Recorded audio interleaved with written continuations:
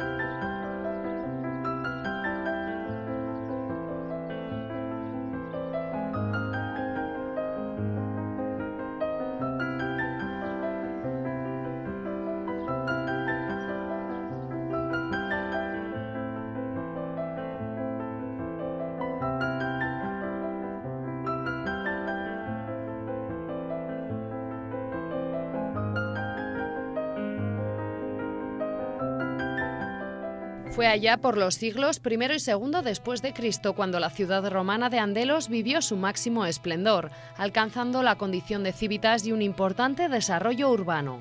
Se fundó sobre un asentamiento anterior con elementos culturales de la Edad de Hierro, que al parecer asimiló progresivamente y de forma pacífica la cultura romana. De todo aquello hoy nos queda un yacimiento arqueológico que nos susurra páginas de nuestro pasado y que espera ser conocido por todos. El museo que flanquea la entrada al yacimiento pretende que todo aquel que visite Andelos conozca algunas pinceladas de lo que supuso la llegada del Imperio Romano a tierra de vascones. El perfil del visitante es muy importante. ¿Qué perfil del visitante viene aquí? Pues es el de una persona con hambre y sed por el saber, fundamentalmente, y tiene varias características. Demanda muchísima información. El visitante que viene aquí, pero a su vez, como es un visitante que recorre muchos yacimientos, muchos enclaves naturales o culturales, es generoso y trae muchísima información. Entonces aquí es que es algo curioso, aquí circula la información y se hacen foros de intercambio de yacimientos, de intercambio cultural. Te traen información de nuevos hallazgos arqueológicos, de enclaves recónditos que ni siquiera sabes que existen, y yo a la vez pues voy divulgando esa sabiduría. Es una persona ligada a ese movimiento de turismo slow, de tranquilo, descansa, sin prisas, ¿vale?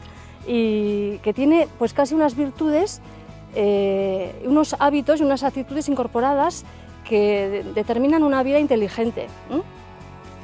Se puede iniciar a niños pequeños en recorridos de yacimientos arqueológicos, pues sí, se puede iniciar y hacer grandes rutas y sin salir de nuestra comunidad, y también las comunidades cercanas también tenemos. Y de aquí también otro objetivo que nos proponemos es iniciar en esas rutas de turismo de arqueología, para familias, personas con niños pequeños. Este yacimiento se ha conocido como Andelos ya de la mano de autores griegos.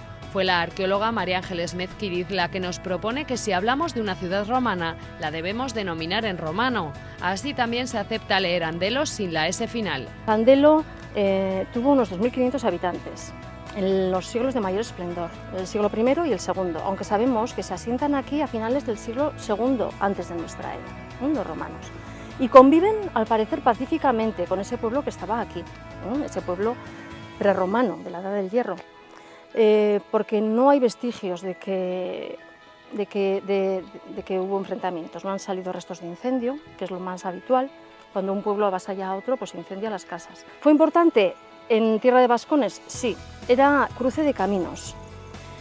Una calzada venía de Zaragoza hacia Pamplona, Oyaso, Irún, y otra calzada venía de Jaca en el Pirineo Ostense hacia Barea, Logroño, era cruce de caminos. Controlaba el Arga medio y unos 30 kilómetros a la redonda. Han aparecido aras y estelas en La Raga, en Berbinzana, en Lerate, en las Nequeas, al sur de Valdizarbe.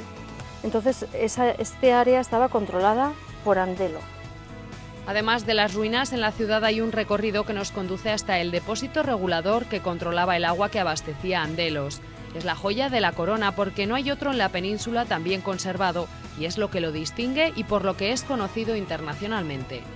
3 kilómetros más arriba están las presas, 2 diques que recogían el agua de un manantial. Son 2.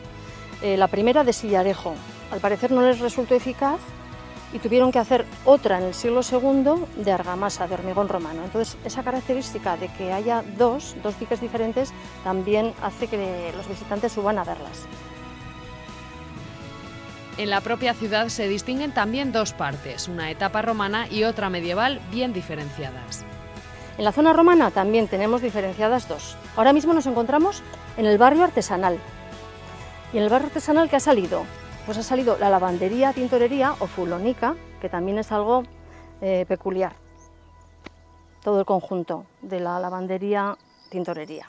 Y una calle peatonal que estuvo porticada y que serían las casas de los artesanos. Aquí ya vemos grandes domus. Las domus eran las casas de los señores mandatarios o acaudalados. Han salido 3, se han excavado 3. La domus del Peristilo, la domus de Baco, porque salió un mosaico de Baco en el triclinium o comedor de la casa, la domus del Impluvium, por el Impluvium, tan hermoso con losas que vemos aquí, y las termas, el complejo de termas, ha salido también completo.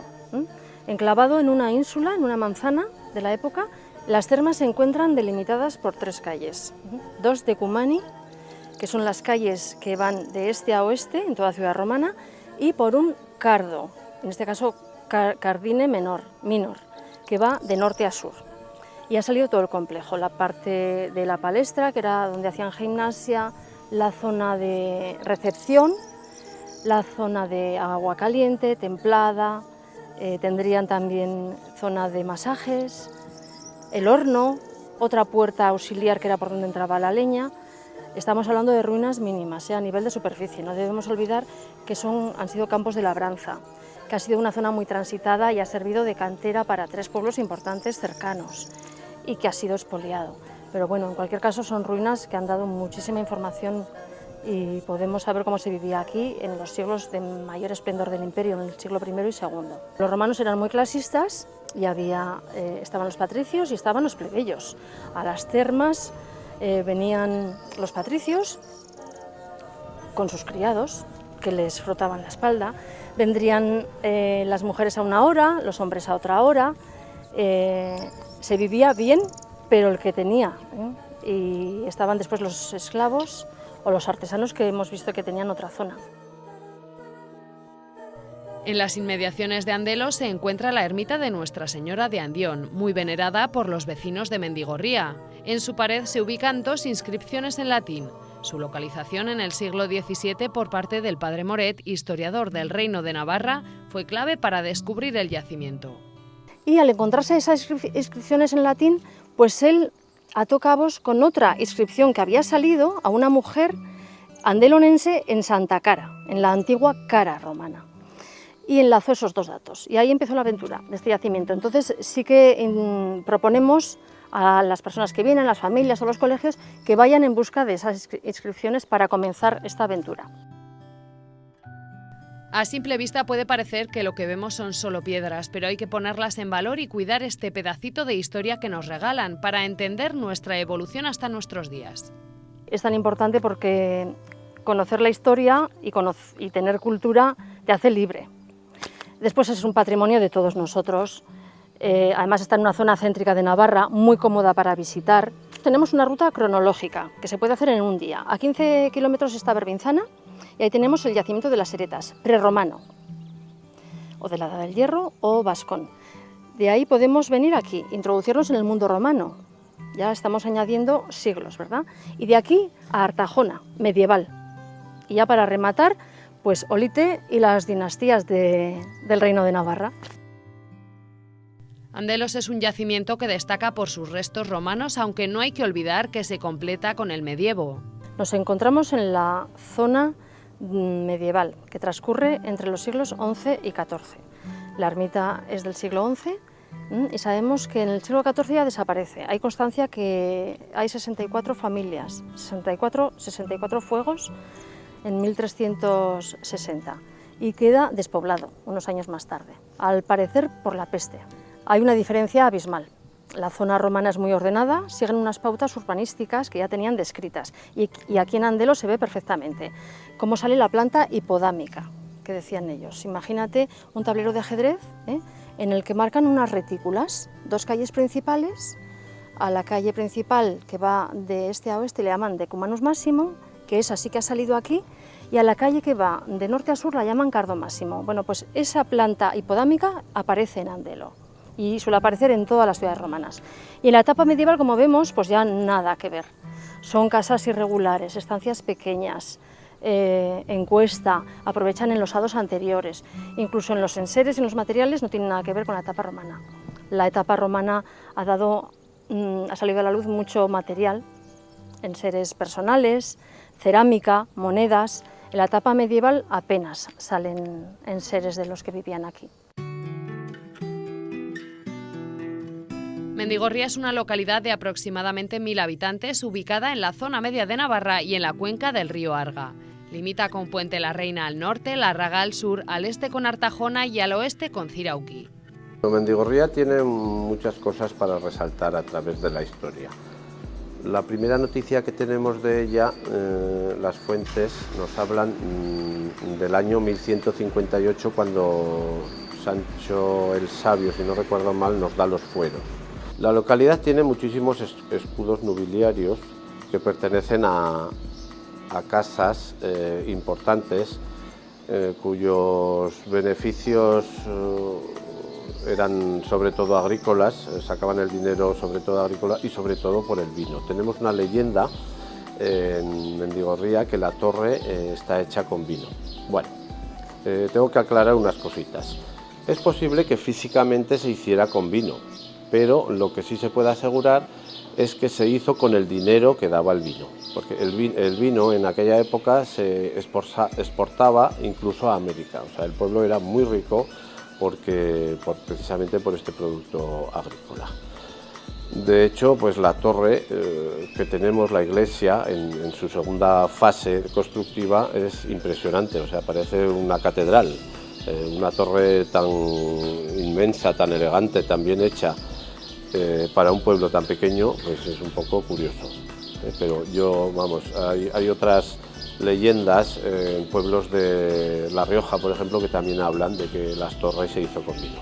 No digo que no se hiciera físicamente, pero vamos, lo importante es el dinero que daba el vino. Aquí abarcamos prácticamente toda la historia desde el primer milenio antes de Cristo hasta hoy en día. Tenemos el yacimiento de Andelos, anteriormente estaba habitado por los vascones indígenas hasta que llegaron los romanos y bueno, ya la etapa medieval, la etapa del Renacimiento y del Barroco con la torre.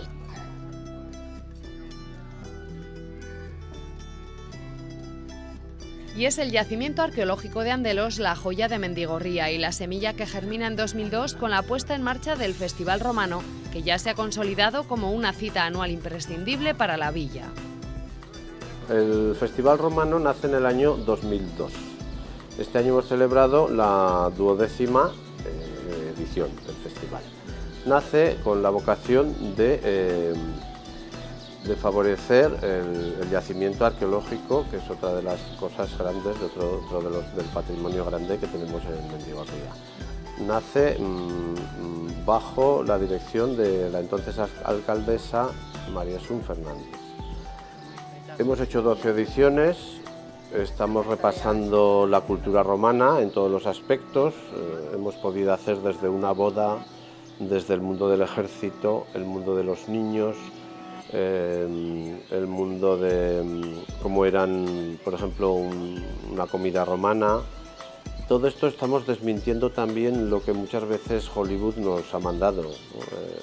Nos acercamos a la realidad con todo el máximo rigor histórico. Por supuesto traemos también mercado de la época, resalta muchísimo el teatro de Plauto que hacemos.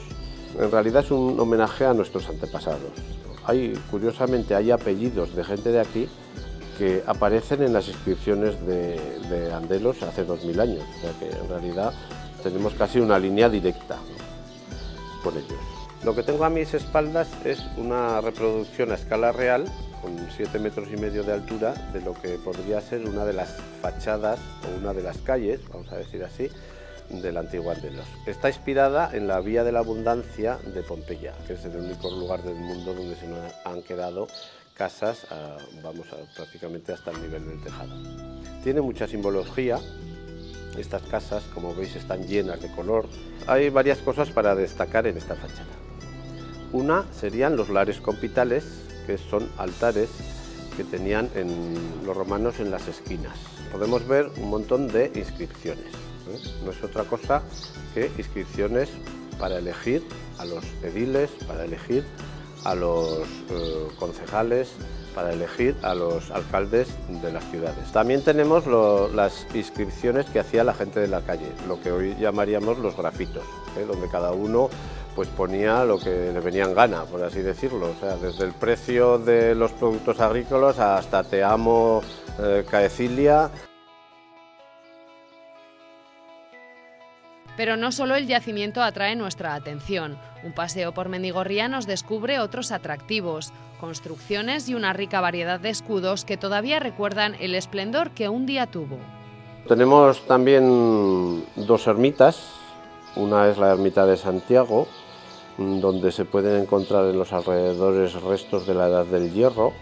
También tenemos la ermita de Nuestra Señora de Andión, la Virgen que tanto queremos en este pueblo. Hacemos romerías el día 1 de mayo.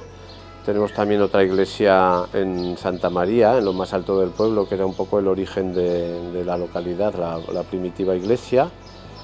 ¿Y qué más podría decir? El paisaje, sobre todo el paisaje, el paseo, las vistas que hay. Los escudos nobiliarios que hay en Mendigorría son numerosos. El más antiguo está en el ayuntamiento, del siglo XV, con las armas de Juan II y el padre del príncipe de Viana. Tenemos también dos casas con escudos del siglo XVI en el que se representan las llaves de San Pedro.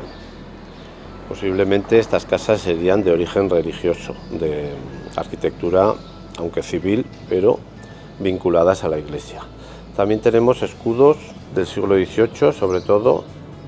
Todos estos están hechos en el material de la zona que es arenisca. Sin embargo, hay alguno de alabastro, también hay alguno de mármol muy interesante porque tiene algunas esculturas, podríamos decir, casi de origen griego. También tenemos un escudo que es de origen bastardo porque el yelmo del escudo mira hacia la derecha. Todos los escudos de la localidad, sin excepción, estaban pintados. Y si todavía tenemos más hambre de historia, no debemos olvidar que Mendigorría fue territorio de batallas. Aquí tuvieron lugar importantes enfrentamientos durante la Primera Guerra Carlista.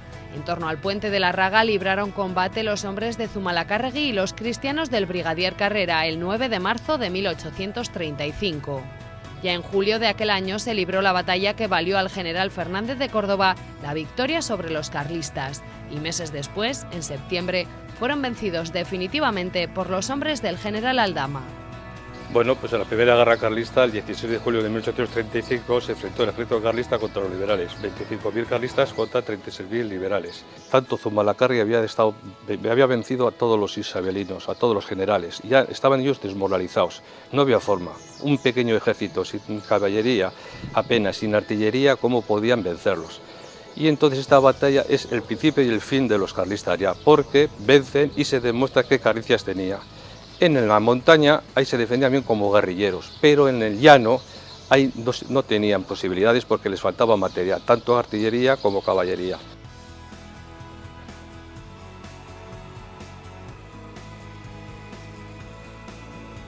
Mendigorría pertenece al dominio de vegetación mediterránea con un paisaje de carrascal y estepa y con veranos secos y calurosos e inviernos fríos con cierzo frecuente.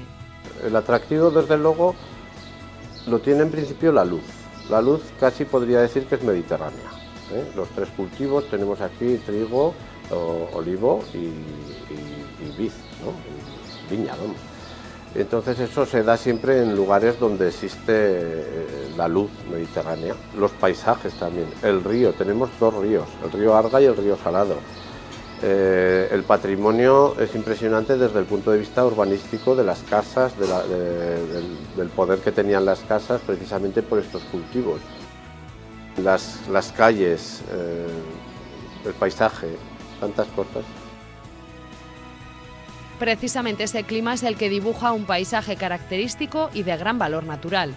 No es tampoco un paisaje muy propio, muy exclusivo, pues sí se puede decir que es el equiparable a toda la zona media, que es un poco el paisaje mediterráneo, los ríos ya de carácter ya más mediterráneo, que discurren ya tranquilos por la zona, y sobre todo también paisajes agrarios, ¿no? Que es un poco lo que más se nos está perdiendo, pero que también tiene todavía su interés. Podría pasearse todavía por zonas de quejigal y de bosque mediterráneo, de encino y de quejigo, que todavía quedan algunos reductos en la zona. Podrían pasearse por ahí mezclando ese paisaje con campos de cultivo de cereal, que son bastante, yo creo que es un paisaje que cada vez queda menos y es bonito.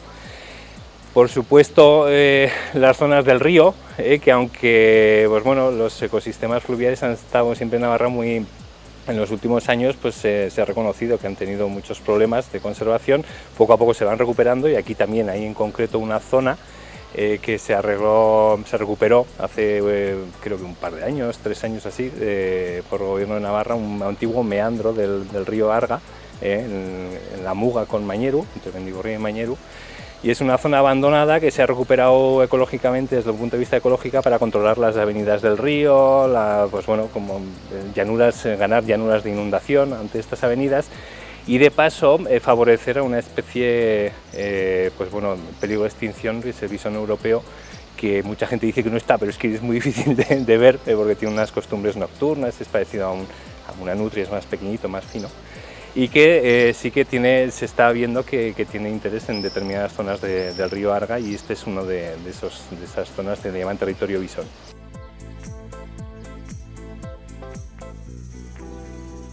La oferta que nos propone Mendigorría incluye conocer nuestro pasado, historia y cultura, pero también nos ofrece alojamientos por si a estas alturas del programa nos ha picado ya la curiosidad y hemos escogido esta villa como destino para nuestra próxima visita.